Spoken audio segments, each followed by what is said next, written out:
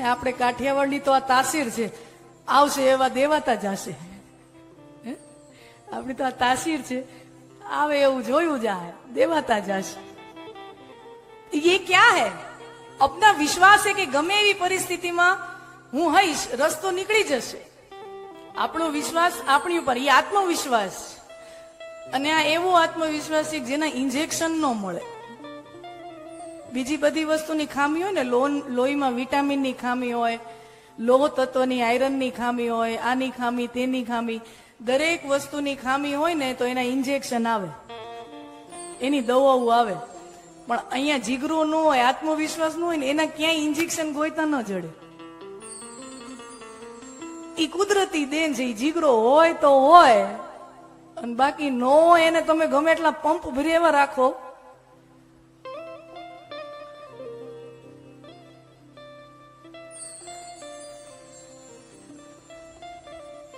આપણો વિશ્વાસ આપણી જાત ઉપર.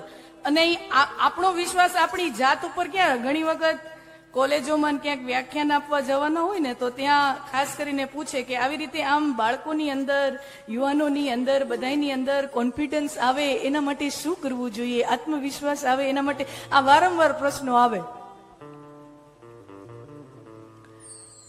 હવે જો આની કઈ દવા હોય ને, ઇન્જેક્શન હોય ને, ભણાવ્યા પાઠ આ કઈ ભણાતા છે ને,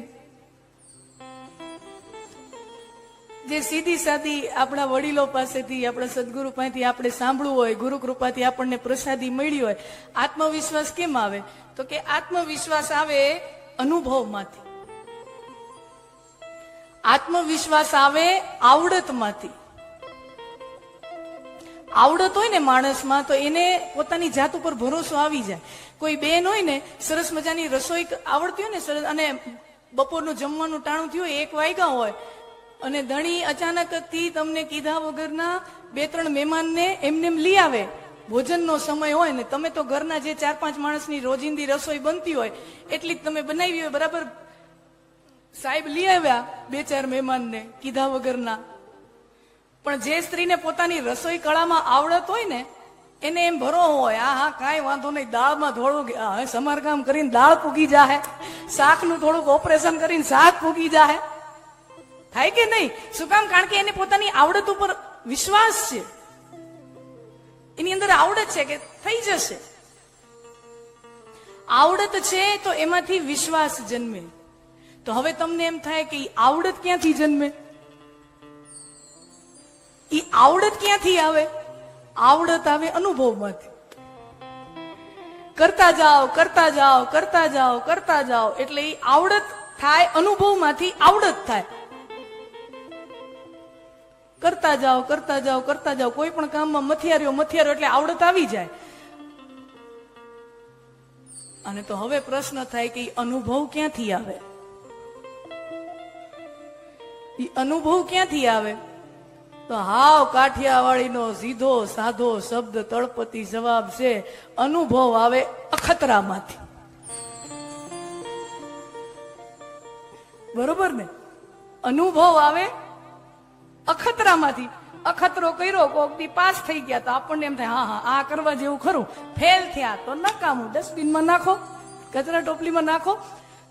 તો અખતરામાંથી અનુભવ મળે, અનુભવમાંથી આવડત આવે, અને આવડતમાંથી આત્મવિશ્વાસ આવે. આપણો વિશ્વાસ આપણી ઉપર, આપણો વિશ્વાસ આપણા લોકો ઉપર, જેની સાથે આપણે રહીએ છીએ, આપણા જીવન સાથી હોય, આપણા સ્વજનો હોય, આપણા સગાવાલા હોય, વેપારી માટે ભાગીદાર હોય, કોઈ પણ જેની સાથે આપણે રોજનો પનારો છે, એના ઉપર એ ભરોસો બહુ જરૂરી છે. આપણા શાસ્ત્રોમાં ભગવાન મહાદેવને વિશ્વાસનું રૂપ કીધું છે. शिव विश्वास का रूप है और विश्वास का रूप शिव ही कल्याण है. વિશ્વાસમાં કલ્યાણ છુપાયેલું છે. હવે તમે વિચાર કરો, તમને તમારા લોકો ઉપર જ ભરોસો ન હોય, આજુબાજુના લોકો ઉપર જ ભરોસો ન હોય ને, તો જીવન બહુ અશાંત થઈ જાય, બહુ અશાંતિ આવી જાય લાઈફમાં.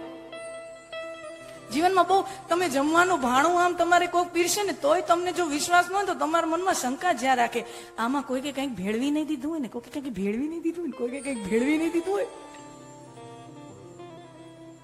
હું કામ ભરોહો નથી, વિશ્વાસ નથી, એટલે મનમાં એ શંકા થયા રાખે. એ થાળી તમારી સામે સ્વાદિષ્ટ થાળી હોય ને તોય તમને એનો રસ ન લઈ શકો. શું કામ? ભરોસો નથી ને તો રસ ન આવે. આમાં કોઈ કંઈક ભેળવી નહીં દીધું હોય ને, શંકા.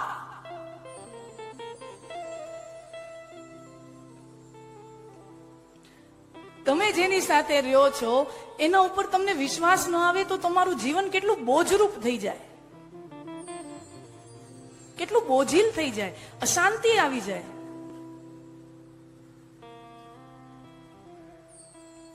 તો આપણો ભરોસો, આપણો વિશ્વાસ આપણા લોકો ઉપર એ જરૂરી છે. અને ત્રીજું, આપણો ભરોસો આપણા નાથ ઉપર. આપણો ભરોસો આપણા ઈશ્વર ઉપર, આપણો ભરોસો આપણા ભગવાન ઉપર, આપણો ભરોસો આપણા સદગુરુ ઉપર. કે એને મારું બાવડું ઝાલ્યું છે ને, મારી સાથે કઈ ખોટું થવા નહીં દે. આપણા ઉપર વિશ્વાસ હોય એને કોન્ફિડન્સ કહેવાય. આપણા લોકો ઉપર વિશ્વાસ હોય એને ટ્રસ્ટ કહેવાય. અને ઈશ્વર ઉપર વિશ્વાસ હોય એને ફેથ કહેવાય. ભરોસો બહુ મોટું બળ છે, ભરોસો બહુ મોટી તાકાત છે.